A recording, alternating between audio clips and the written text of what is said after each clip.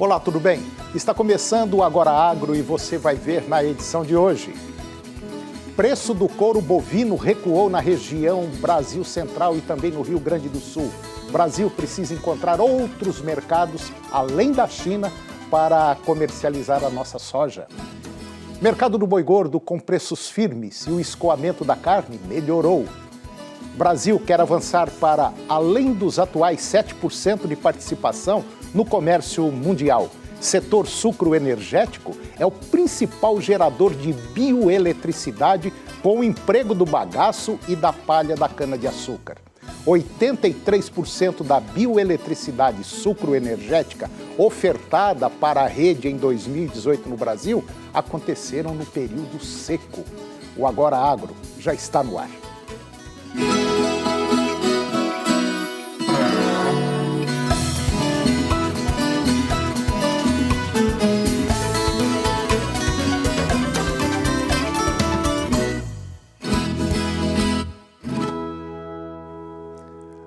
Depois de 88 dias de estabilidade, o preço do couro verde recuou no Brasil Central.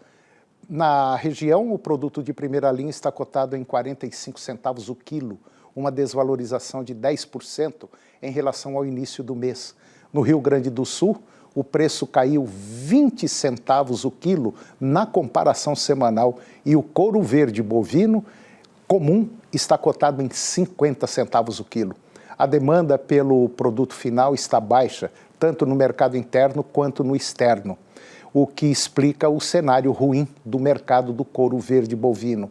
Para o curto prazo, a expectativa é de que a baixa demanda ela mantenha o mercado pressionado.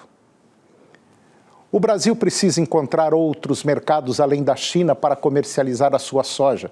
Pelo menos foi o que disse a ministra da Agricultura, Tereza Cristina, acrescentando que o efeito positivo causado pela ministra, pela guerra comercial dos chineses com os Estados Unidos, ela é temporária. Na verdade, nós temos que ter outras alternativas, além da China, para vender a nossa soja. Nós não podemos ter essa acomodação, disse a ministra, que citou que há países da Ásia interessados nesse comércio. O Brasil é o maior exportador global de soja, o principal produto de exportação do país. Tereza Cristina afirmou que, em 2018, a produção brasileira agropecuária chegou a 147 bilhões de dólares e que a previsão é que continue crescendo. Projeções apontam que nos próximos 10 anos, a produção brasileira de grãos crescerá 27%, carne bovina vai crescer 19%, suína 25% e a carne de frango 28%. Parte dessa produção será destinada ao mercado externo, contribuindo para garantir segurança alimentar e nutricional global. Além da baixa oferta de boiadas que já vinha mantendo o mercado do boi gordo com os preços firmes, o escoamento da carne melhorou. Segundo a Associação Brasileira de Exportadores, destes fatores explica as altas vividas pelo mercado. Nos últimos 30 dias, a arroba do boi gordo subiu em 31 das 32 praças pesquisadas pela Scott Consultoria. Na praça de Alagoas, por exemplo, a cotação ficou estável e o destaque para a região de Paragominas, onde a cotação do boi gordo subiu 4,8% nos últimos 30 dias, considerando o preço à vista. Atualmente, na região, lá em Paragominas, a arroba do boi gordo está cotada em R$ 153,00 à vista, livre de fundo rural, preço médio. Valorização de 1,7% na comparação dia a dia. No mercado atacadista de carne bovina com osso, os preços também subiram. E agora vamos ver como andam as condições climáticas para as principais regiões produtoras do Brasil. A região norte, nós vamos ter pancadas de chuvas e trovoadas no Amazonas, Rondônia e Pará, chuva isolada no Amapá, Roraima e com possibilidade no norte do Tocantins. Demais áreas da região, tempo parcialmente nublado, máxima 40 graus e a mínima 19 graus. Na região nordeste, chuva isolada no Piauí, Paraíba, Pernambuco, Alagoas, Sergipe e no leste da Bahia. Possíveis chuvas isoladas no Ceará e também no Rio Grande do Norte. Demais áreas da região, tempo parcialmente nublado. Temperatura máxima 40 graus e a mínima 17. Região centro-oeste, pancadas de chuva e trovoadas no Mato Grosso, tempo parcialmente nublado a nublado em Goiás, pancadas de chuva e trovoadas isoladas no Mato Grosso do Sul. Possíveis chuvas isoladas nas demais áreas de Mato Grosso. Demais áreas da região, tempo claro a parcialmente nublado com névoa seca. Temperatura máxima 42 e a mínima 15. Na região sudeste, pancadas de chuva e trovoadas em Minas Gerais, chuvas isoladas em São Paulo, tempo parcialmente nublado a nublado no Rio de Janeiro e demais áreas da região, tempo parcialmente nublado a claro com névoa seca. Temperatura máxima 41 e a mínima 9 graus. E na região sul, pancadas de chuva e trovoadas em Santa Catarina e no norte do Rio Grande do Sul. Demais áreas da região, tempo nublado a parcialmente nublado, com pancadas de chuvas e trovoadas. A temperatura máxima 39 e a mínima 14 graus. E depois do intervalo, você vai ver que o Brasil quer avançar para além dos atuais 7% de participação no comércio mundial. Setor sucroenergético é o principal gerador de bioeletricidade com o emprego do bagaço e da palha da cana-de-açúcar. E 83% da bioeletricidade sucroenergética ofertada para a rede em 2018 aqui no Brasil aconteceram no período seco. É um minuto só, eu volto já.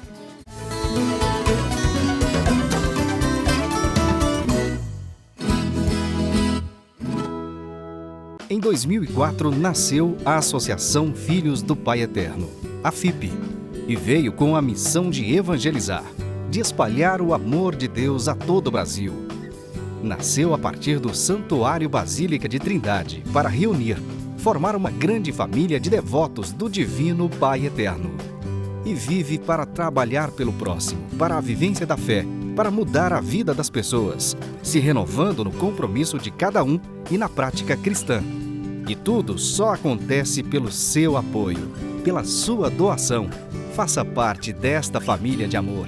Associação Filhos do Pai Eterno. 62 3506 9800.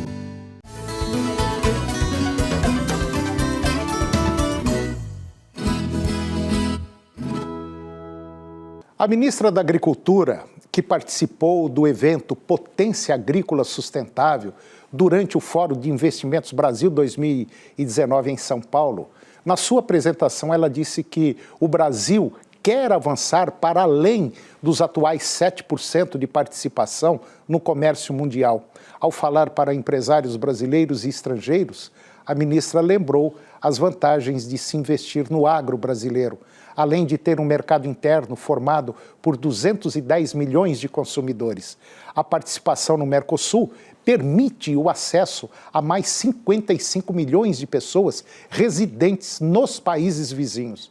Além disso, nos próximos anos, esse número de consumidores será ainda maior, considerando os 2 acordos recém-fechados pelo Brasil com a União Europeia e a FTA, que é formado pela Suíça, Noruega, Islândia e Liechtenstein, que somam juntos quase 510 milhões de habitantes. Segundo a ministra, a conclusão desses 2 acordos é um sinal claro à comunidade internacional de que o Brasil está aberto ao mundo em prol do livre comércio.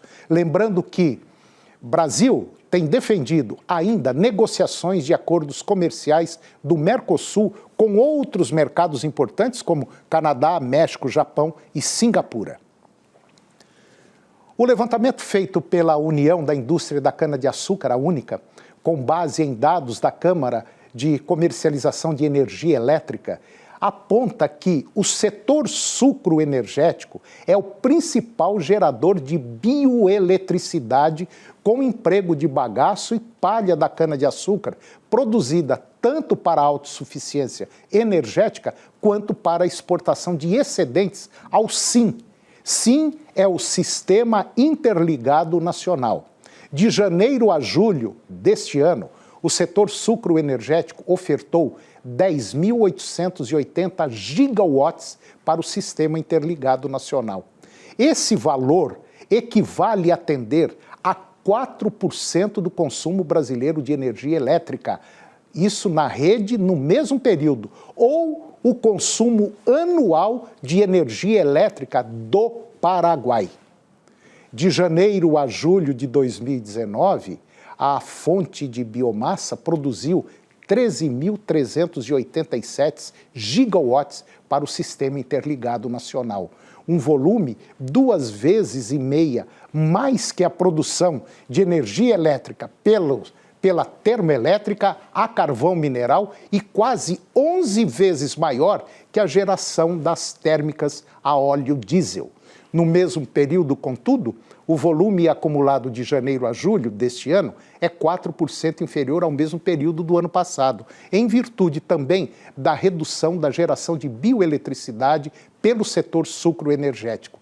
Em 2018, a bioeletricidade sucroenergética para o SIN, que é o Sistema Interligado Nacional, foi de 21,5 mil gigawatts, equivalente para ter poupado 15% da energia armazenada total nos reservatórios das hidrelétricas dos mercados da região Sudeste e Centro-Oeste, por conta da maior previsibilidade e disponibilidade da bioeletricidade no período seco.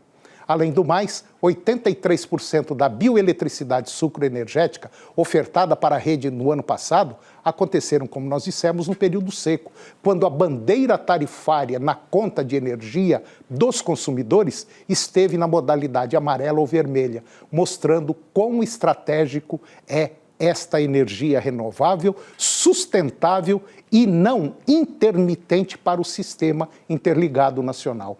E tudo isso a partir de térmicas com custo variável unitário nulo, ótimas para modicidade tarifária no setor elétrico.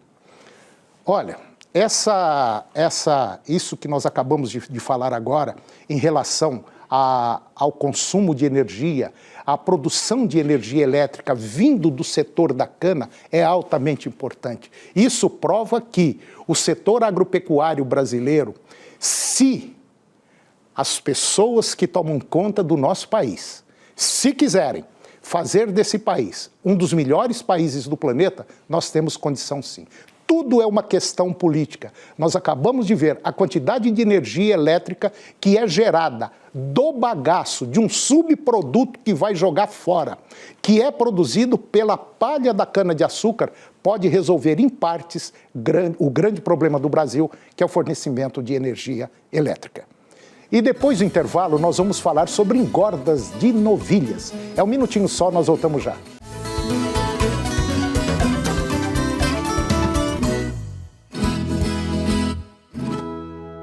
Em 2004, nasceu a Associação Filhos do Pai Eterno, a FIP, e veio com a missão de evangelizar, de espalhar o amor de Deus a todo o Brasil.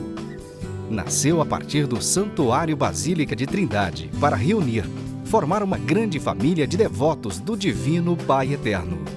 E vive para trabalhar pelo próximo, para a vivência da fé, para mudar a vida das pessoas, se renovando no compromisso de cada um e na prática cristã.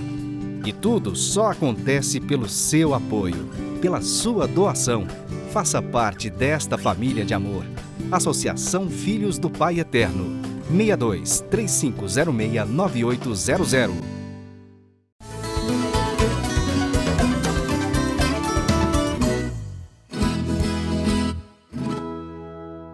Eu vou conversar agora com o Adriano Mioto. O Adriano, ele é promotor técnico da Campo Nutrição Animal. E nós vamos falar de um tema muito interessante, que serve para você que é pequeno, médio e grande produtor. Nós vamos falar sobre confinamento de novilhas, engorda de novilhas. Adriano Mioto, muito obrigado pela sua participação aqui no nosso programa, pelo convite, em ter aceito aí para nós comentarmos sobre um tema muito interessante, que é a engorda de novilhas. Ok? Muito obrigado. Nós que agradecemos a oportunidade, Toninho, de estar falando num tema tão relevante para a pecuária nacional, que é essa recria e terminação tão intensiva, melhorando os números das fazendas. É verdade. Adriano, nós sabemos que confinamento é uma prática que a pessoa tem que fazer um planejamento, tem que ter uma gestão muito boa, tem que ser quase cirúrgica a coisa, tem que ter um bom lápis ou uma calculadora para poder fazer conta. E não é simplesmente pegar os animais, não, eu tenho milho, faço um silo, fecho e jogo lá. Não é bem por aí. Existe todo um cronograma, um programa que deve ser seguido. Lá na fazenda onde foi feito esse confinamento, na São Joaquim, Perfeito. Como é que tudo começou? Qual foi o processo pelo qual essas novilhas passaram até chegar no confinamento? Perfeito, Toninho. A Fazenda São Joaquim hoje é uma fazenda de recria e terminação de animais, né? Onde o confinamento está inserido num projeto como um todo. Sim. Certo? Então, esse confinamento ele durou aí 90 dias, tá? Onde os animais chegaram, foram recriados nos pastos, rotacionados, com uma suplementação adequada, tá? E, por final, né, nesses últimos 90 dias, como a gente não tinha alcançado o peso de abate e a gente almejava um mercado diferenciado com uma carcaça de qualidade para ser premiado nessas carcaças, a gente buscou o confinamento, né? E obtivemos o êxito nesse confinamento, tendo bons resultados. Então, esses animais, essas novilhas foram compradas antecipadamente, passaram por um processo sanitário de alimentação em pasto rotacionado. Lá, se não me falha a memória, são quantos hectares a fazenda? A fazenda hoje é constituída por 250 hectares. 250 hectares 250. E vocês conseguem manter lá uma média de 1.000 e poucos animais, né? Exatamente. 1.200, 1.300 animais. O que depende é do peso de entrada. Se a gente tiver com animais mais pesados, a gente vai ter uma capacidade menor. Se a gente tiver animais mais leves, igual foi esse ano de produção, né, que no caso foram fêmeas, a gente conseguiu até mais o número de animais. E por que vocês optaram, por exemplo, pelas fêmeas? Foi questão de mercado? Exatamente. Basicamente foi uma questão de oportunidade de negócio, Toninho. A gente tinha uma categoria há um ano atrás que estava com um preço muito aquém, né? A gente assistiu o mercado, estudou o mercado e optou por comprar essas novilhas que estavam com preço baixo, tá? E almejamos um mercado de qualidade de carne, onde a gente comprou uma novilha com preço baixo, né? E conseguimos vender ela acima do preço do boi com as premiações de Europa, né? Outras premiações e o acabamento de carcaça. Pois é justamente aí que eu quero chegar quando a gente fala em planejamento. O preço de uma novilha, pelo menos no ano passado, estava bem mais aquém, bem mais barato do que o preço de um bezerro. Bom, então, sabia-se já de antemão que o mercado de novilhas, o mercado da carne, por ser uma carne muito boa, e principalmente de novilha, tinha um mercado muito mais aquecido. E foi o que a gente chama de planejamento. Não, vamos pegar aqui porque lá na frente a coisa vai ser boa. E não deu outra. Não deu outro resultado. O resultado foi esse, um trabalho excelente. Ah, mas fica caro, tem que dar ração, tem que adubar pasto. Você que pensa que fica caro. No final do processo, sai muito mais barato do que não ter feito basicamente nada. Não é isso? Com certeza, Toninho. Com certeza. Hoje a pecuária, ela tem que ser tratada como um negócio, como uma agricultura. A gente tem que adubar pasto, tem que fornecer pasto, tem que fornecer capim, fornecer ponta de capim para esses animais, para a gente conseguir ter um ganho individual alto e uma lotação ajustada para essa fazenda ser rentável. Não é aquele negócio de você simplesmente pegar e jogar os animais, fechar os animais no confinamento. O negócio não é desse jeito. Existe muita gente no país, pecuaristas, tendo prejuízos fantásticos, prejuízos grandes que, olha, não cobre o custo de produção, pelo contrário. Entendeu?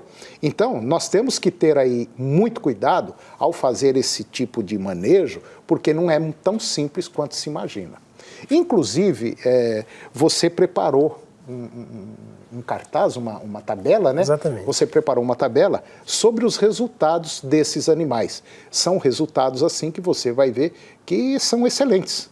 Agora, por quê? Porque teve um trabalho de base, teve um trabalho completo. Por exemplo, foram 147 animais nesse lote, no primeiro lote. Mas me conta um pouquinho, me conta esses números aí. Perfeito, Toninho. Esse animal, esse lote, esses animais desse lote, eles foram 147 animais que ficaram 75 dias, né, em confinamento.